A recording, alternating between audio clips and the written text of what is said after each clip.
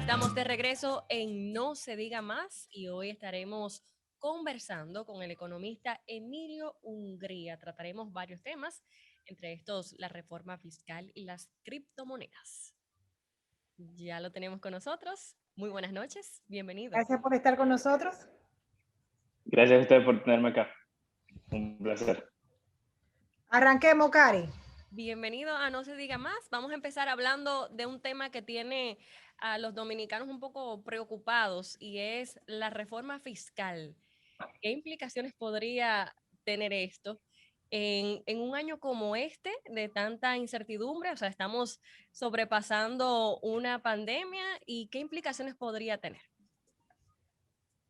Claro, bueno, creo que la reforma fiscal es uno de los temas que más se ha estado hablando, con poca información, la verdad. Cada vez que el gobierno ha salido a dar declaraciones, las declaraciones han sido un poco confusas y hemos visto varios cambios y creo que todo el mundo tiene en específico ahora mismo la mira a lo que ha estado pasando en Colombia.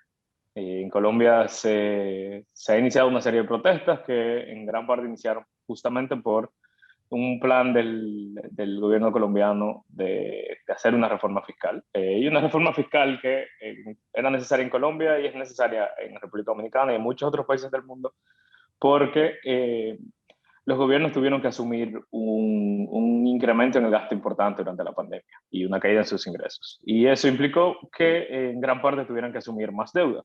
Entonces, pues, en el momento en el que los gobiernos tienen que asumir ese nuevo camino fiscal, lo normal es que luego del incremento de la deuda, pues en algún momento venga alguna manera de arreglar esa cena, de cómo podemos empezar a reducir ese aumento que se dio y, pues, por lo tanto, esperaríamos una reforma fiscal. En República Dominicana, además, se venía hablando desde hace mucho del tema de que se necesitaba un pacto fiscal, y lo dice la Estrategia Nacional de Desarrollo, que se supone que tiene que hacerse un pacto fiscal, por lo que esperamos veníamos esperando de que en algún momento sucediera. Entonces, no creo creo que el gobierno está siendo enfático, no va a ser este año. Es muy difícil hacer una reforma durante un año, pero usualmente las reformas se negocian durante el año, si se llevan a los sectores, se discuten con los sectores y se incluyen entonces dentro del presupuesto que se envía en octubre para que sean aplicadas el año siguiente. Pero, Entonces, digamos que... pero lo que más Sí. me preocupa con esta reforma fiscal, bueno, lo primero es si de verdad va a ir enfocada a todo lo que conlleva una reforma o solo a la subida de impuestos, que es lo que ha pasado normalmente en nuestro país.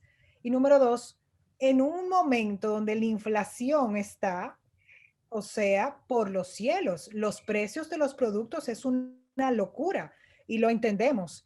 Pero imagínate entonces que esa reforma fiscal venga acompañada principalmente de más impuestos. O sea, ¿qué vamos a hacer? Claro, y eso creo que es una pregunta interesante. Lo normal acá es que nosotros le llamamos reforma fiscal a lo que son reformas tributarias, y es básicamente se sube impuestos y ya. En la forma, depende de quién uno escucha en el gobierno, pero la forma de manera general que el gobierno se ha expresado, sonaría que ellos quieren un cuasi pacto fiscal, donde por un lado se hable de cómo vamos a cambiar el sistema impositivo, pero por el otro lado se hable también de cómo vamos a cambiar el método en el que estamos gastando el dinero. Entonces, si la reforma viene por un poco de los dos lados, pues pudiéramos esperar una reducción, vamos a decir, parcial del gasto, pero definitivamente va a haber algún tipo de aumento de los impuestos. Ese aumento no necesariamente implica un aumento de tasas, puede ser que cosas que hoy en día no pagan impuestos, pues pasen a pagar impuestos. Pero sí es lo normal, que en cualquiera de los dos casos, Sí, ahí pues, no lo escuchamos bien, Emilio. un incremento, un precio. Ah, perdón, ok. Ajá. ¿Dónde se cayó? ¿Ya me No, escuchan? de lo Sí, del ahora sí. incremento de los precios y eso, estabas hablando como Ah, por sí. 10 segundos. Ok, no, bueno, que el tema de los precios, creo que aún más preocupante el hecho de que la economía se está recuperando. Y tú intentar en un momento en el que los precios están altos y que la economía poco a poco está recuperándose, ponerle más impuestos, lo que usualmente hace es que eh, te devuelve la economía a una senda de mucho menos crecimiento. Lo normal sería que el gobierno espere, que no decida no poner una reforma para 2022, sino para 2023. El único problema, evidentemente, es que, viendo lo que pasa en Colombia, todo gobierno le tiene miedo a una reforma fiscal un año antes de las elecciones. Exactamente, eso iba a decir, es un Entonces, año preelectoral, ahí no sería conveniente. definitivamente. Entonces, ahora mismo estamos en esa gran pregunta, ¿cómo el gobierno va a lidiar entre posponer una reforma para no hacerle daño a la economía y para no hacerle tanto daño a los bolsillos a un 2023 o decidir hacer la reforma un poco antes, con el riesgo de que eso conlleve un colapso de la economía o que eso conlleve protestas sociales porque las personas no puedan en ese momento aguantarlo? Ahora, lo que ocurre también es que el gobierno actual ha dicho desde un principio que su propuesta de reforma fiscal, que involucra, como decías, la mejora en la calidad del gasto, más el tema tributario, o sea, no es una reforma tributaria al 100%, era para discutir durante el 2021 y ser aplicado a partir del 2022. Que es un planteamiento muy distinto a que tú hagas una reforma de ese tipo a partir de este momento en el que estamos en plena crisis económica a raíz de la pandemia. Entonces, Claro. ¿sería viable, en todo caso, conociendo la situación actual del país, que estas discusiones igual se den durante todo este año para que sea aplicable el 21? ¿O de todas, es mejor ya dejar la discusión para el año que viene? Mira, lo, lo recomendable para este tipo de cosas, y en particular si se quiere hacer más pacto, aún más que una reforma, un pacto, que evidentemente conlleva una reforma, pero un pacto, donde todos los sectores pues, puedan, vamos a decir, llevar a la mesa propuestas, discutirse propuestas y entenderse de qué se está hablando.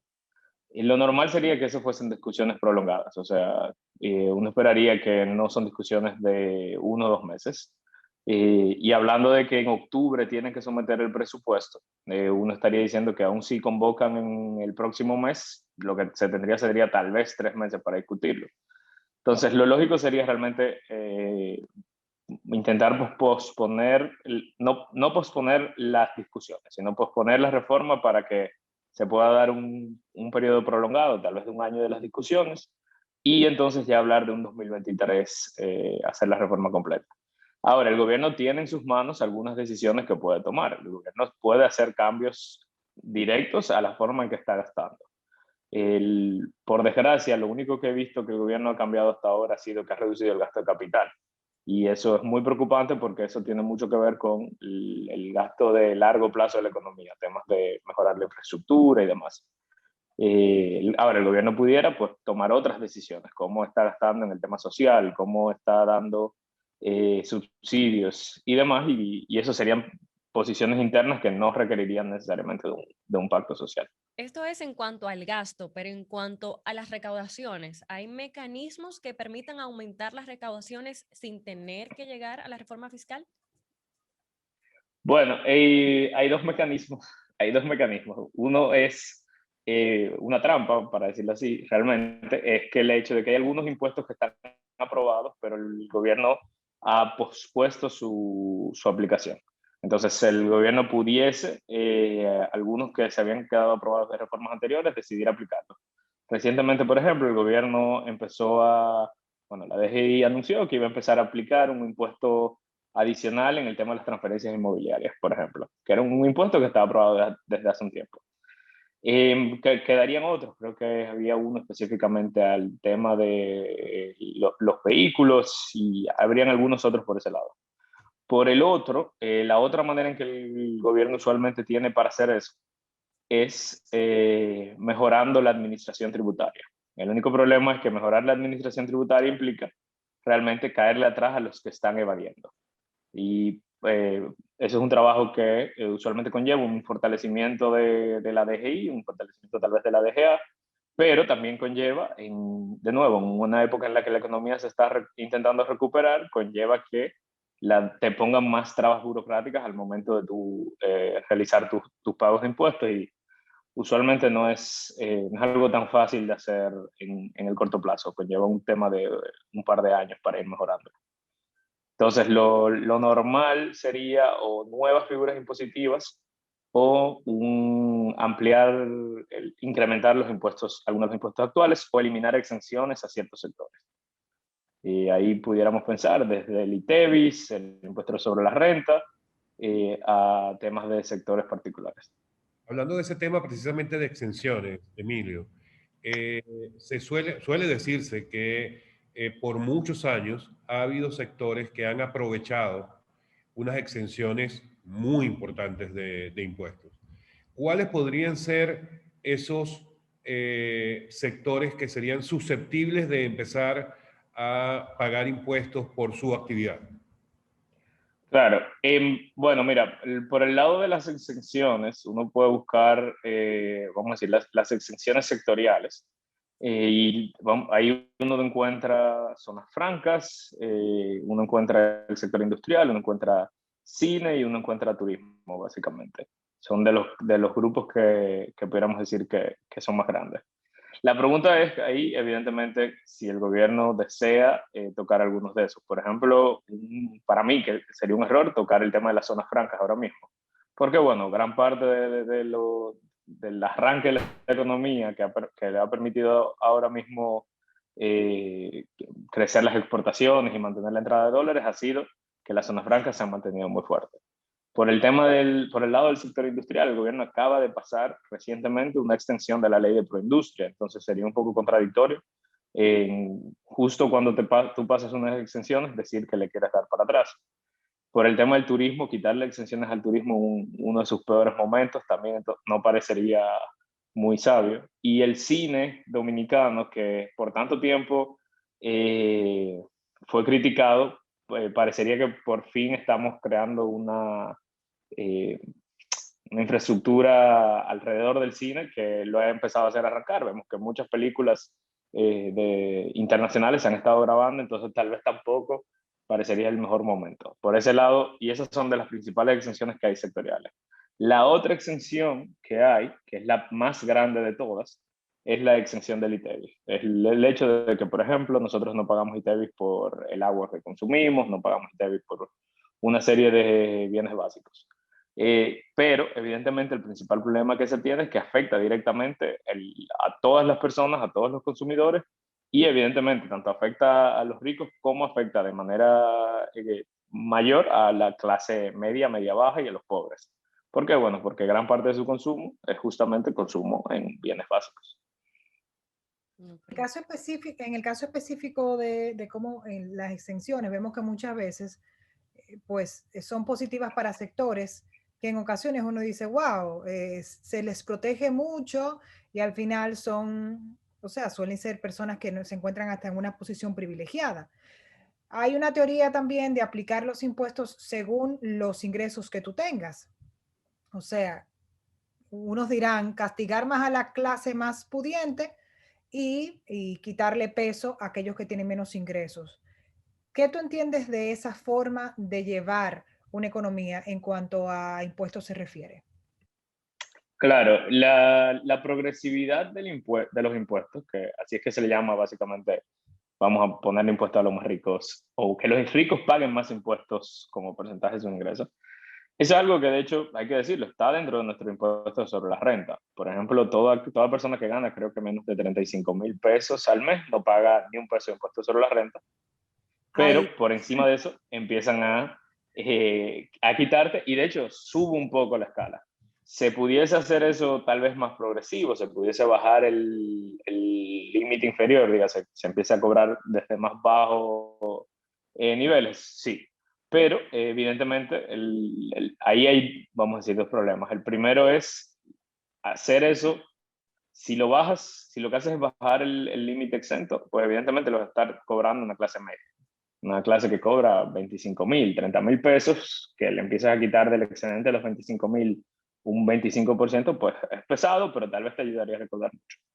Si lo intentas hacer muy hacia arriba, si intentas decir, no, mira, todo aquel que gane por encima de 150,000 pesos, el excedente se le va a cobrar el 50% del excedente de 150,000 pesos. ¿qué suele pasar? Y qué suele pasar aún en países como el nuestro. Las personas empiezan a modificar su forma de recibir ingresos. Entonces tú empiezas a oír los famosos paraísos fiscales, personas empiezan a cobrar a través de, los más ricos empiezan a cobrar a través de cuentas en otros países. Los tal vez no tanto más ricos, pues se mueven a mecanismos que sean más informales. Entonces, por ejemplo, mi empresa que me diga que me va a pagar 100.000 pesos, y el resto que me lo den en efectivo. Entonces uno empieza a encontrar mecanismos de evasión que se empiezan a hacer muy comunes. Entonces, hacer ese tipo de cosas puede hacerse, pero se necesita una buena administración tributaria, una DGI que sea muy fortalecida.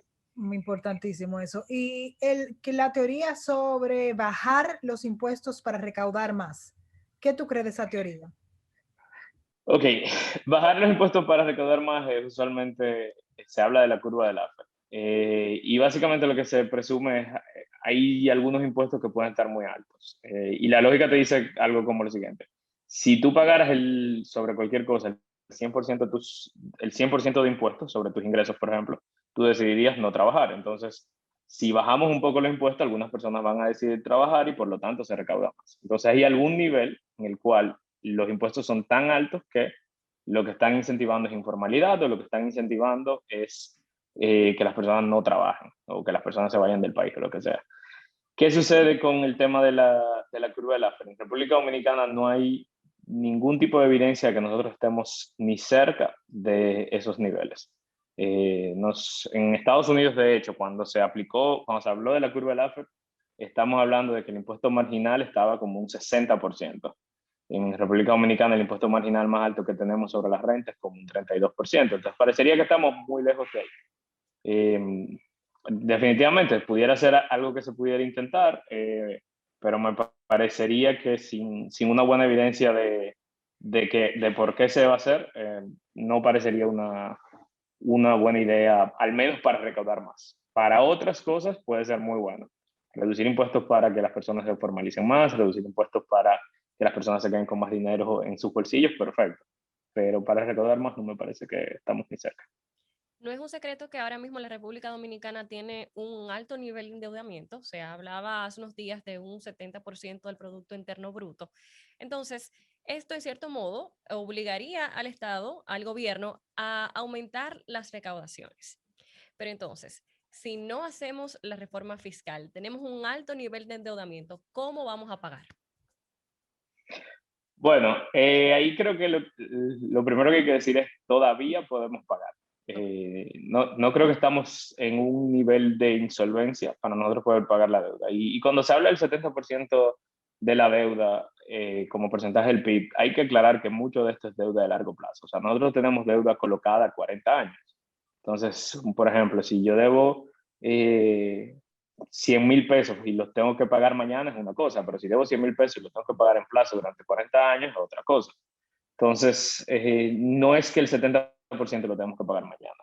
Mucho está colocado y mucho está en plazos largos. Pero sí es cierto que con niveles ya tan altos de la deuda, pues se necesita encontrar una manera de empezar a reducir. Entonces, por eso es que creo que, y vamos a decir, la recomendación del FMI inclusive, que usualmente el FMI es el primero que te dice, sube impuestos y échate a dormir. El FMI que dice, ahora mismo no matemos a la economía. Todavía no hemos salido de la pandemia, todavía hay muchas personas que no han podido regresar al trabajo, hay muchos sectores que están sufriendo. Lancen un plan de mediano plazo. Digan dentro de qué es lo que se pretende hacer, asegúrense de negociarlo, de que haya apoyo social, de cómo se va a hacer gradualmente una reforma, y lancen un plan de mediano plazo. Una reforma que tal vez sea gradual en 2023, 2024 y 2025, pues entonces sería mucho más efectiva, primero porque te da tiempo a mejorar la administración tributaria, pero por el otro porque le da tiempo a la economía de recuperarse. Y lo peor que puede pasar es que se lance una reforma tributaria o una reforma fiscal antes de tiempo, la economía entonces sufra, o peor, hayan entonces revueltas sociales que, como estamos viendo en Colombia, están creando un problema de ingobernabilidad. Y en ese caso, pues vamos a tener un problema muy superior a la deuda. Lo que en definitiva es un tema muy crítico porque evidentemente cuando entramos o cuando involucramos el elemento político en una situación de economía con unas necesidades como las que tenemos, evidentemente todo el que esté en oposición tratará de hacer su trabajo para sus intereses, de que esto sea un problema o por lo menos se dimensione como más problemático de lo que podría ser. Y si esto se empieza a hacer justo antes o justo en el año anterior al año electoral, evidentemente eso podría traer muchos más problemas, ¿no? Definitivamente. O sea que no la tiene nada fácil el gobierno actual. No, creo que es es una situación bien compleja y por eso creo que es tan importante justamente apostar a un diálogo que pueda dar tiempo, que pueda dar tiempo para que incluso hasta el discurso de la reforma sea algo correcto, o sea, y que se pueda decir, mira, todos estamos aquí tomando decisiones difíciles, no es algo que vamos a aplicar rápidamente, es algo que va a afectar a empresarios, que nos va a afectar a todos y que pues lo vamos a dejar para un 2023 justamente porque no queremos poner a los hogares a sufrir en el peor momento de los hogares. Claro, claro. Emilio, quizás para terminar, porque sabemos que tenemos el tiempo reducido. Durante estos últimos meses, el gobierno ha estado haciendo anuncios muy importantes en cuanto al nivel de recaudaciones, tanto en la DGI como en la DGA. De hecho, el día de hoy, la Dirección General de Aduanas realizó un evento importante en el que hace el lanzamiento de una iniciativa que va a permitir llevar a tan solo 24 horas el despacho de mercancía desde la República Dominicana. Y eso en términos logísticos es muy importante. Ante los niveles que está declarando el gobierno de recaudaciones de estos dos tipos, esto podría permitir que este aplazamiento que se dé en la discusión sobre esta reforma sea más llevadero. O estas son noticias que, como dicen por allí popularmente, pan para hoy, hambre para mañana. Bueno, yo creo que el gobierno ha dado las noticias de que se han incrementado las recaudaciones con respecto a lo que pasó el año pasado. Y la verdad, evidentemente ha sido mucho más, pero mucho también tiene que ver con que estamos justamente comparando los peores momentos de la pandemia. Cuando vemos lo que el gobierno presupuestó en recaudaciones para este año con el nivel de recaudaciones que llevan hasta ahora, no es mucha la diferencia. O sea, dígase, lo que el gobierno entendía que iba a recaudar y lo que ha estado recaudando es más o menos similar. Entonces, ¿qué tanto se puede prolongar? Bueno, pues lo que pase por el lado del gasto. Por el lado del gasto, el gobierno, en cuanto a gasto corriente, que es lo que usualmente no es el gasto de más calidad, porque es donde hablamos de nóminas y demás, y gasto de papel, y etcétera. El gasto corriente está similar a lo que estaba presupuestado, y el gasto de capital, que es el único que está permitiendo dar un poquito más de espacio, es justamente el que todos los economistas te dirían que no recortes. Entonces, si el gobierno está tal vez ahora mismo encontrando un poquito más de espacio que lo permitiría posponer la reforma un poco más, por desgracia para mí, viéndolo verdad, puramente técnico, me parece que que está cortando por el lado por donde menos debería. Emilio, para terminar, si tuvieras al presidente en este momento escuchándote, un consejo en 10 segundos. Un consejo en 10 segundos, que llame a un pacto a todos los sectores lo más pronto posible. Yo pensé que te iba a decir, sálvese quien pueda. Bueno, tal vez en un par de meses hablamos de eso.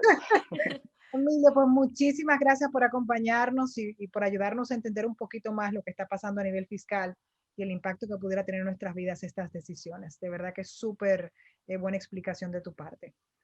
Gracias. Muchas gracias a ustedes por tenerme. Es un placer siempre. Hasta una próxima. Gracias. Ha sido entonces el economista Emilio Hungría con quien conversábamos sobre todo este tema de la situación económica, posible reforma fiscal y todo lo que se nos viene en materia económica en los próximos meses y hasta años.